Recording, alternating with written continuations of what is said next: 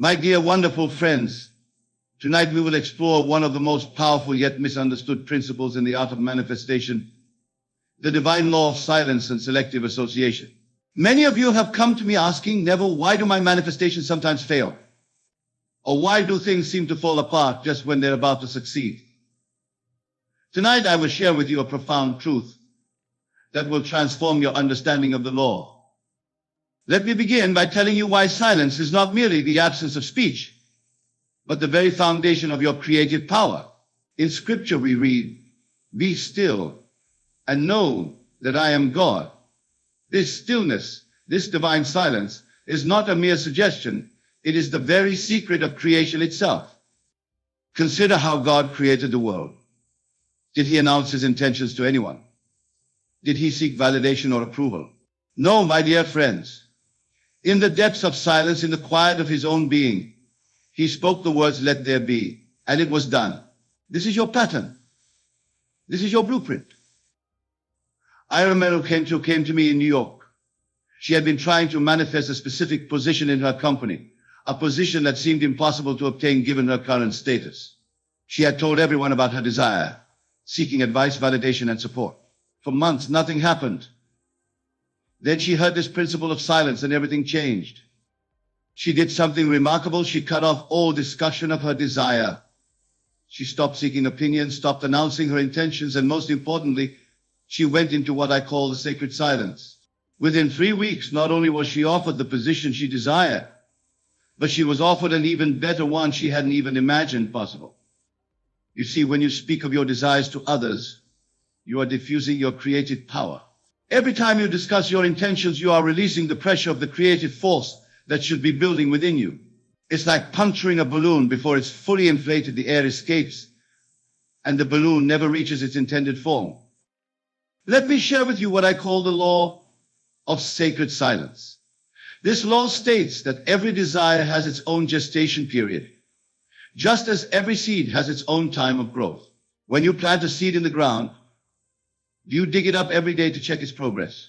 Do you tell everyone about the seed you've planted and ask their opinion on whether it will grow? Of course not. You plant it in the silence of the earth and let it grow undisturbed. Your desires are spiritual seeds, and your consciousness is the soil in which they grow. Every time you speak of your desires to others, you are essentially digging up your seed to show it to the world. How can it grow if you don't give it the silence it needs to take root? But tonight, I want to take you deeper than you've ever gone before into understanding why cutting all contacts is equally crucial to your manifestation. This is not about isolation, it's about insulation. You must insulate your consciousness from the doubts, fears, and limiting beliefs of others. Consider the story of Noah. Before the flood came, he was instructed to enter the ark and seal it. This is not a historical account, but a psychological drama playing out in consciousness. The ark represents your consciousness, and sealing it represents cutting off contact with all that would disturb your assumption of the wish fulfilled. Many of you maintain relationships and connections that constantly pull you back into old states of consciousness. Try to rise to a new level of being while staying connected to those who know you as you were, not as you desire to be. This is like trying to fly while keeping your feet chained to the ground. Let me tell you about a student of mine who understood this principle perfectly. He desired to move from poverty to wealth, but he realized that his daily associations were keeping him anchored in the consciousness of lack. His friends, though well-meaning, constantly spoke of limitations, of how difficult it was to make money, of how the economy was against them. He made a bold decision. He temporarily cut all contacts that reinforced the old state of poverty consciousness. He didn't do this unkindly or abruptly, but he quietly withdrew from circles that kept him tied to the old state. Instead of spending evenings discussing lack with his usual companions, he went into silence and lived in the assumption of his wish fulfilled. The results were extraordinary. Within 6 months, his entire financial reality transformed. But notice something crucial. He didn't announce his intentions to withdraw. He didn't make declarations about cutting contacts. He simply did it in silence, with the same naturalness with which you would close a door to keep out the cold. Now let me share with you what I call the three chambers of silence. The first chamber is physical silence, the cessation of speaking about your desires. The second chamber is mental silence, the quieting of internal chatter and doubt. The third chamber, and most profound, is spiritual silence, the complete surrender to the feeling of your wish fulfilled. Many of you enter the first chamber easily enough. You can stop talking about your desires. Some of you even master the second chamber, controlling your thoughts. But it's the third where the real power lies, and this chamber can only be entered when you've cut the ties that bind you to your old state. Think of Lot's wife in Scripture. She was told not to look back at the city she was leaving. This is not a story about physical geography. It's about consciousness. When you're moving into a new state of being, you cannot keep looking back at the old state or maintaining connections with those who are not old state. Let me tell you about the law of state resonance. Everything and everyone in your life is a reflection of the state you occupy. When you try to enter a new state while maintaining connections with those who resonate with your old state, you create a psychological conflict that prevents your complete transformation. I recall a gentleman in Los Angeles who desired to become a renowned author. He had talent, he had ideas, but he remained stuck in obscurity. Why? Because he kept himself surrounded by people who knew him as a struggling writer. Their very presence in his life kept him anchored to that state of struggle. One day, after hearing these principles, he did something that seemed drastic to others, but was perfectly natural to him. He cut all contacts with his writing group, stopped attending literary gatherings where people complained about how hard it was to get published, and went into complete silence about his work. Instead of discussing his book with others, he lived in the silence of his completed wish. He would walk into bookstores and quietly see his book on the shelves. He would silently feel the weight of his published work in his hands. He stopped seeking validation, stopped asking for opinions, and most importantly, stopped connecting with those who knew him as anything less than a successful author. Here's what you must understand about the power of cutting contacts. It's not about avoiding people. It's about avoiding states. Every person in your life represents a state of consciousness. When you maintain connections with those who know you in your old state, you're making it infinitely harder to fully occupy your new state. Consider the biblical instruction, "Come out from among them and be ye separate." This is not about physical separation, but about separating yourself from states that contradict your desire. When you truly understand this, you'll see why maintaining certain contacts keeps you bound to states you're trying to leave. Let me introduce you to what I call the principle of state solidarity. This principle states that your consciousness naturally seeks alignment with the predominant consciousness of those around you. This is why being around people who knew you in your old state makes it challenging to maintain your new assumption. Think of it like tuning a radio. You're trying to tune into the frequency of your desire, but the old contacts in your life keep pulling the dial back to the old frequency. The solution is not to fight against this pulling. The solution is to remove yourself from the range of the old frequency entirely. Now, some of you might be thinking, but Neville, isn't it selfish to cut contacts with people? Let me tell you something profound. You're not cutting contact with people. You're cutting contact with states. When you successfully establish yourself in your new state, you'll find that some of these people will either transform with you or naturally fall away. Let me share with you what I call the law of silent transformation. When a caterpillar enters its cocoon, it doesn't announce its transformation. It doesn't seek approval from other caterpillars. It doesn't maintain connections with its caterpillar life. In perfect silence, in complete isolation, it undergoes its magnificent transformation. This is your pattern. When you're transforming into a new state of consciousness, you must enter your own psychological cocoon. This is why silence and cutting contacts are not just helpful suggestions. They are spiritual imperatives. I remember a woman in my New York lectures who desired marriage. She had been dating for years, constantly discussing her relationships with friends, always seeking advice, always maintaining connections with people who knew her as the single friend. She was constantly in what I call the state of seeking. After learning these principles, she did something revolutionary. She cut all contacts with her dating circles, stopped discussing relationships entirely, and withdrew from the constant social commentary about her love life. Instead, she went into complete silence and lived in the assumption of being happily married. Her friends thought she had become antisocial. Some even criticized her for withdrawing, but she understood something they didn't. She couldn't become the woman she desired to be while maintaining connections that kept her in the state of seeking. Here's what you must understand about the power of silence. It's not merely the absence of noise, it's the presence of power.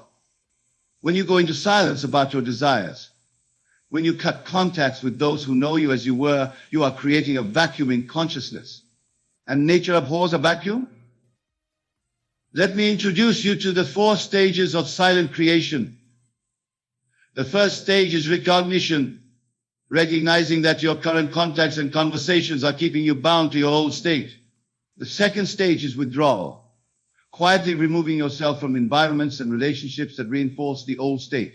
The third stage is silence, maintaining complete silence about your transformation. The fourth stage is emergence, naturally revealing your new state once it's fully embodied. Most people fail because they try to skip stages. They recognize the need for change but maintain all their old contacts. They try to withdraw but keep announcing their withdrawal. They attempt silence but keep checking if it's working. Remember, a seed doesn't grow faster because you keep checking on it. Consider Joseph in Scripture. When he received his dream of greatness, did he maintain connections with those who knew him as a slave? No. He was separated from all his old contacts, placed in what appeared to be adverse circumstances. But these very circumstances were preparing him for his transformation. This brings us to what I call the principle of sacred separation.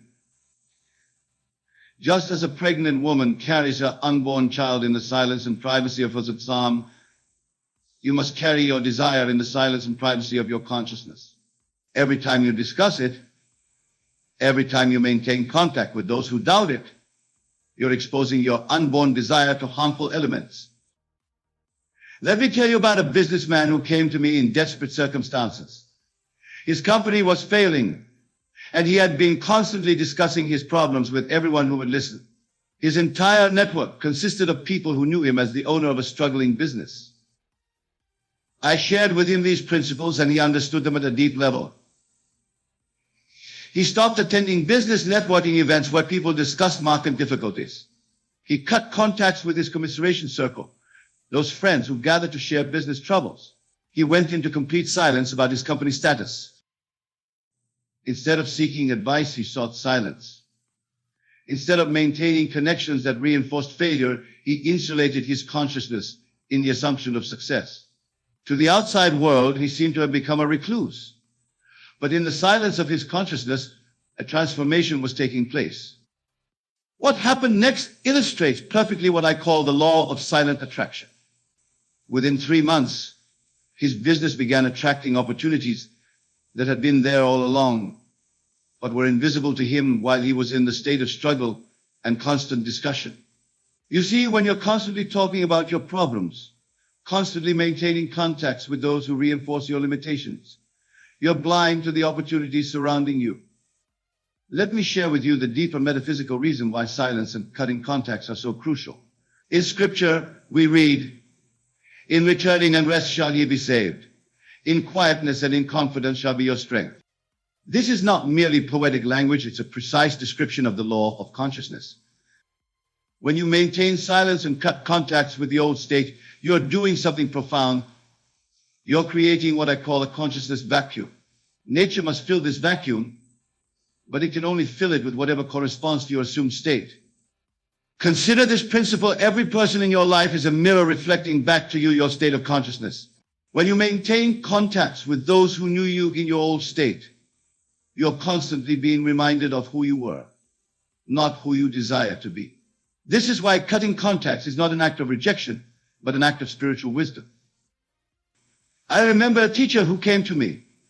She had been trying to manifest a position at a prestigious university, but she kept herself surrounded by colleagues who knew her as a struggling substitute teacher.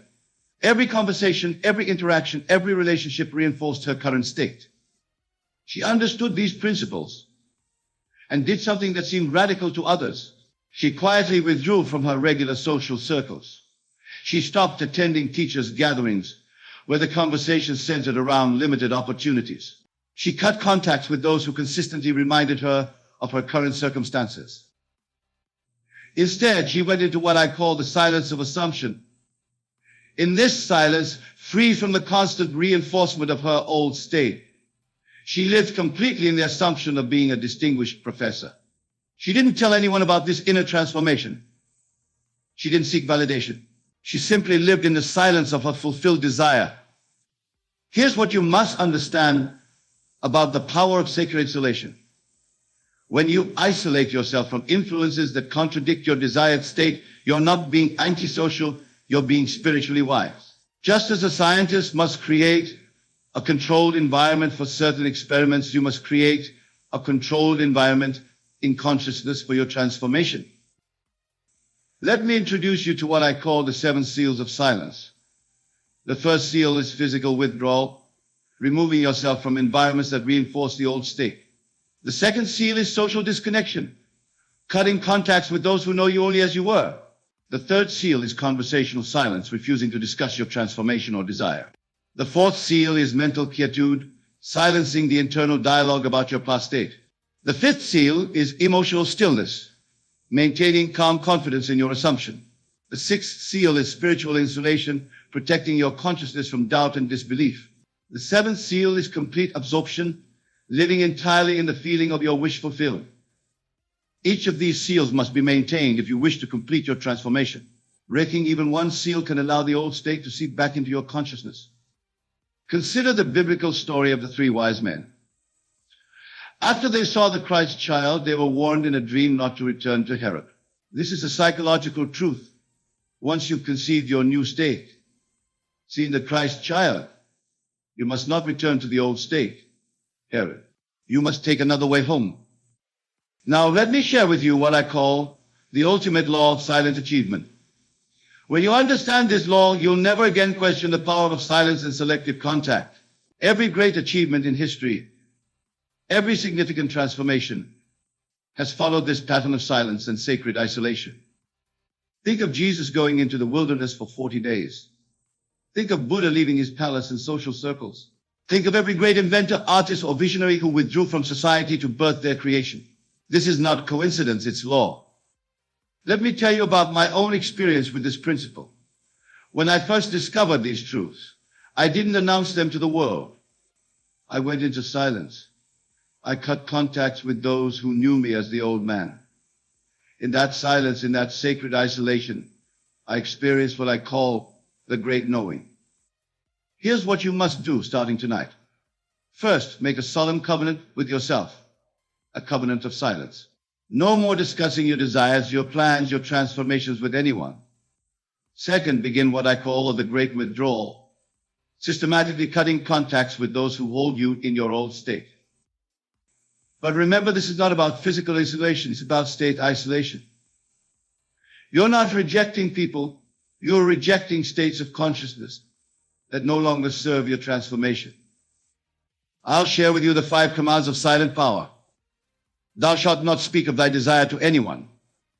Thou shalt cut all contacts that anchor thee to the old state. Thou shalt live completely in the silence of thy wish fulfilled. Thou shalt not return to check on thy progress. Thou shalt maintain thy silence until thy manifestation is complete. These commands are not suggestions, they are spiritual laws that must be obeyed if you wish to transform your reality. Consider this final principle I call the law of silent emergence. Just as a butterfly emerges from its cocoon, only when its transformation is complete, you should only re-emerge into the world when your new state is fully embodied. Let me tell you about the 3 signs of complete transformation. First, when your new state feels more natural than your old state. Second, when maintaining silence requires no effort. Third, when your old contacts naturally fall away or transform to match your new state.